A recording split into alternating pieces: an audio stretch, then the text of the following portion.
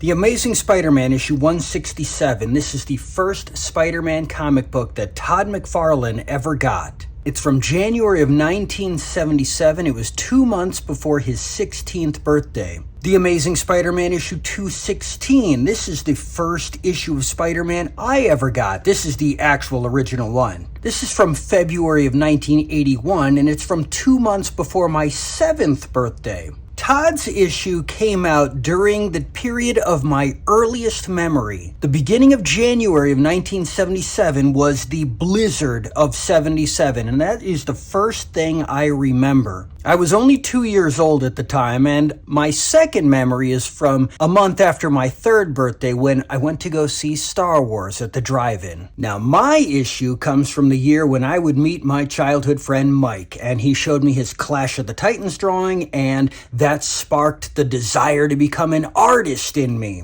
Todd's issue was the first appearance of Will-O-the-Wisp, a very uninspiring character. My issue was the second appearance of Madam Web, another uninspiring character. Let's take a quick look inside. Check it out, an ad for the King Kong remake. So issue 167 was written by Len Wein and drawn by Ross Andrew. Colored by Glynis Wein. I wonder if there's a relation. Stalked by the Spider Slayer. So the Spider Slayer is J. Jonah Jameson. This was a character created back in the Steve Ditko era, I believe. Or maybe it was John Romita right after Ditko. I don't remember. Hey, look, Franco Columbo.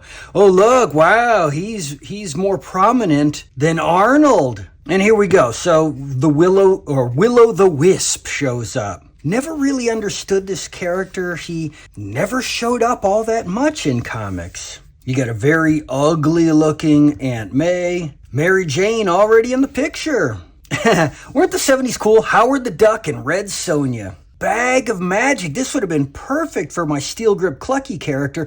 Wow, what a horrible drawing. In case you were wondering what the first J in J. Jonah Jameson stands for, Jolly. Check out the Corvette. I had a remote control Corvette, with the actual cord connected to it. You had to walk behind it. And all it had was a steering wheel and a button. The button made it go in reverse and turn to the right. It had 2 buttons. One made it go forward. Did it have a steering wheel? Yeah, you could steer going forward. No, there was no steering wheel on the stupid thing. It just had 2 buttons. One to go forward and the other one made it go back and to the right. What a dumb toy. Hollow Man. Jeez. Looks like Fruit Stripe Man. Is that like an actual church in New York City? Because it looks like it's from Milan.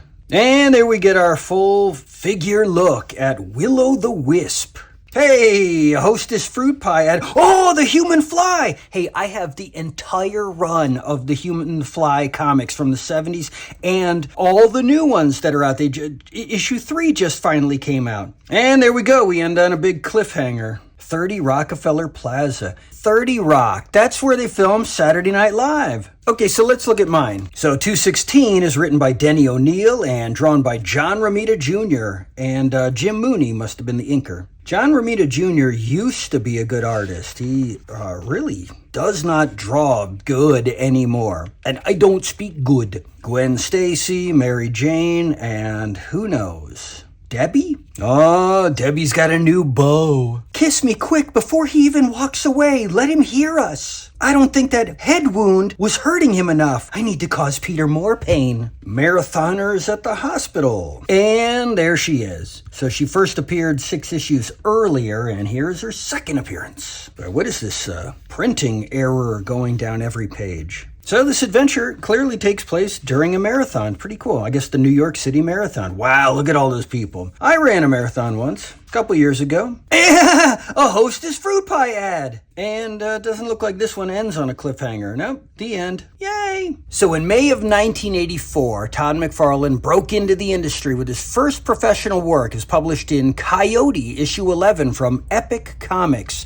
He had done a couple of pages of art for his portfolios he was sending in of Scorpio Rose, which was this character. This is Scorpio Rose issue 1 from the year earlier, 1983. And I guess they were wanting to, I don't know, the character had gone away I guess just came and went pretty quick. And then they were trying to bring her back as a backup feature in Coyote. And they saw Todd's samples and hired him to do it. Now, that is the short version. The long version is he had been sending off portfolios of work to every single company for years. He had 350 rejection letters by the time he got this first bit of work. And you know how he got it? The artist that was drawing the backup feature died. And they needed somebody like yesterday to come in and save the day. And whose portfolio envelope was sitting on the top of the stack on the desk that day? Todd's. The editor didn't even need to open it up. He had seen so much of Todd's work from all these rejected portfolios he keeps getting.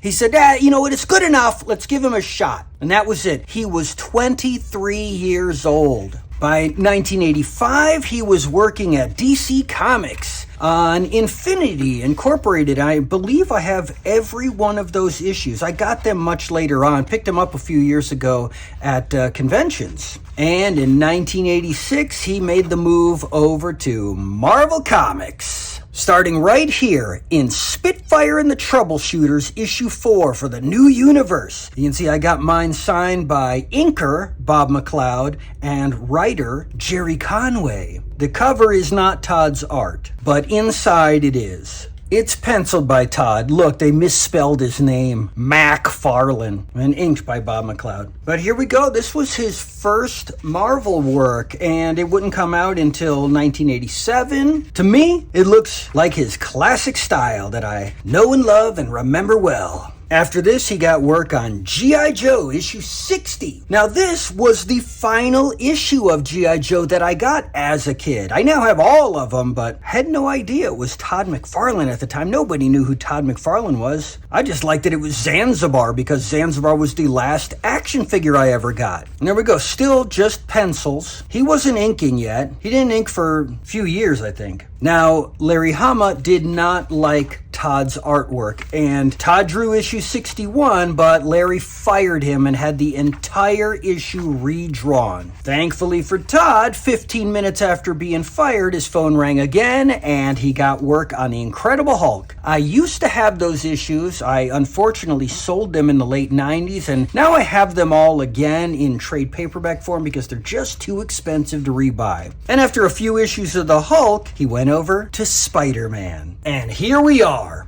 November of 1987, Spider-Man issue 298. Now Todd is drawing Spider-Man. This is my original copy that I picked up at 7-Eleven that a few months later was pointed out to me by my friend Mark and said, hey, do you have this? The artist is the biggest thing in comics right now. And last month, here in 2025, I finally got to meet Todd and got him to sign it for me. Now, months earlier in this year, July of 1987, I told my friend Mike, who had set me on the path of wanting to become an artist way back in 1981, that when I grew up, I planned on working at Marvel Comics in the hopes of one day drawing Spider-Man. But unfortunately, by the time I was 23 years old, which was the age Todd was when he broke into the industry, Marvel had filed bankruptcy. They'd sold the rights off to their characters, including Spider-Man, sold them to Sony. Longtime comic artists that had all the connections, had all the experience and the skills and been working in the industry for years were fired. They were out at grocery stores bagging groceries. I remember reading the interviews of them saying, I'm working at Publix bagging groceries after 20 years of working in comics. The industry was gone, and my artwork skills were finally up to snuff. But there was nowhere to work. That was it. I missed my window, and the wind was knocked out of my sails, and I just stopped making portfolios. I stopped practicing all the time, and I stopped shooting for it as a career. I'm sure if I had just stuck with it and just kept plugging along for years and years, I could have broke in, I could have worked my way up, and probably really never made a good living at it, because there really isn't a good living to make in comics for 99% of the people working in there. I mean, not everybody is the creator of The Walking Dead. But just like anything in the arts, like acting, you're going to have 99.9% of people working in local commercials like I did when I was an actor. And